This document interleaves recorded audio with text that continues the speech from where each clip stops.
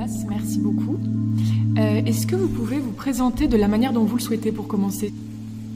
C'est que donc je suis un praticien du théâtre depuis toujours. Depuis que finalement je me suis décidé à faire ça. Je n'ai jamais fait d'autres métiers en fait. Donc là, en l'occurrence, quand je dis praticien du théâtre, ça veut dire que je peux être acteur, metteur en scène, pédagogue. Et disons que c'est un peu une particularité peut-être de mon travail, c'est que finalement je travaille pour les gens avec qui je suis, quoi. En fait, j'ai pas une espèce de méthode transcendantale qui recouvrerait tout. C'est que ça dépend du présent, comme je pense le théâtre. Très bien. Alors, lors de ces 2 semaines de stage, on a fait beaucoup de yoga.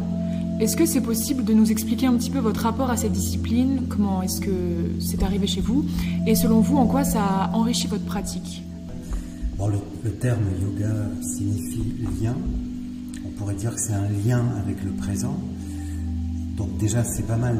Si on est en lien relié au présent quand on fait du théâtre, bon, c'est plutôt bien. On part de l'intérieur, des perceptions intérieures pour construire par exemple une posture en yoga. Et je trouve que ça c'est un cheminement intéressant pour le théâtre, de partir de ce qu'on ressent et donc de la présence, quoi.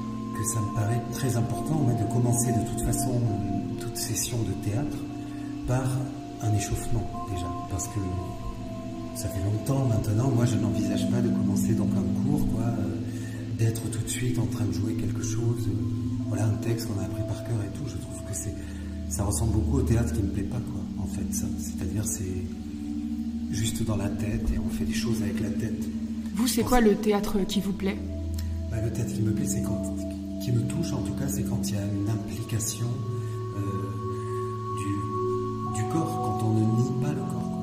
Parfois, je peux voir des spectacles qui sont à l'inverse complètement de ce que je peux penser sur le théâtre et qui vont être complètement cérébraux et qui vont quand même me toucher, me faire rire par exemple, si c'est comique, ou me concerner, si c'est une réflexion, voilà. Donc, comment dire, on ne détient pas une vérité, qu'on peut toujours être remis en question sur ce qu'on pense.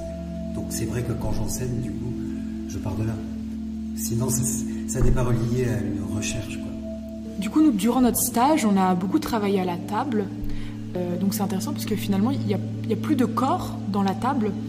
Mais du coup, vous, qu'est-ce que ça a été votre démarche artistique par ce travail à la table et du coup, d'une certaine manière, comment est-ce qu'on peut le lier à cette pratique du yoga?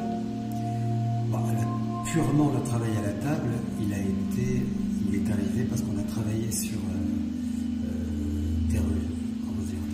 des captations de textes qui ont fait qu'après, une fois que ces textes étaient captés, il fallait qu'on se les lise, il fallait qu'on puisse après, avec ça, fabriquer quelque chose. Et puis, c'est dans l'état d'esprit dans lequel on le fait. Enfin, moi, j'aime à croire que le yoga, c'est aussi pour préparer un état d'esprit pour faire les choses, quoi. Donc, même si on travaille à la table, l'échauffement avec le yoga peut aider à être dans une certaine concentration, quoi.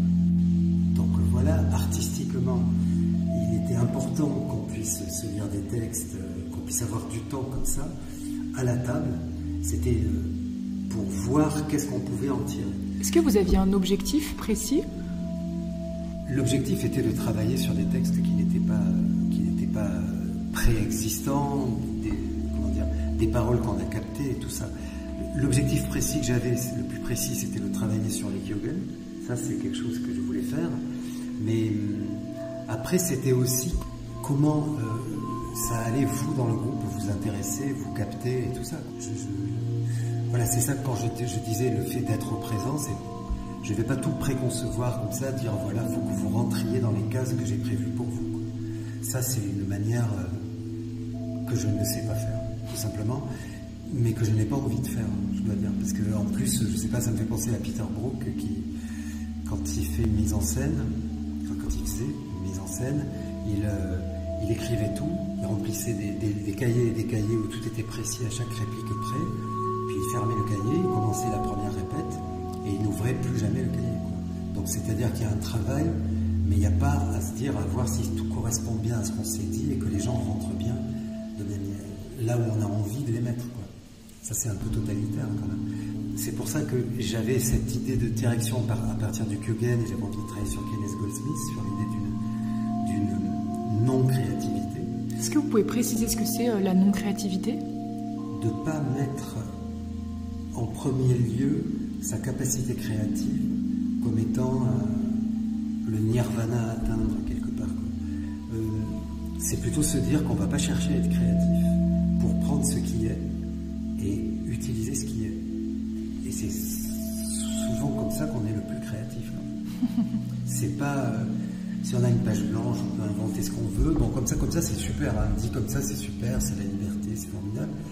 Mais bon, je trouve que finalement, c'est plus difficile que de prendre une matière et à partir de cette matière, en composer une autre. Et déjà, quand je dis composer, il y a un peu un acte de création.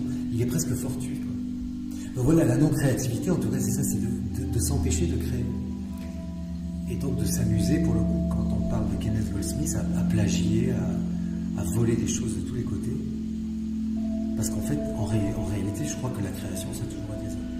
Je crois que même quand c'est inconscient, qu'on croit qu'on est en train de défraîchir une page blanche et d'avoir une inspiration magnifique et d'écrire, c'est que notre mémoire qui nous permet des choses qu'on a captées qui les ressort, en fait. Et du coup, pour vous, c'est plus du vol que de l'inspiration? Bah, c'est intéressant d'appeler l'inspiration du vol. C'est amusant. Donc au moins c'est amusant.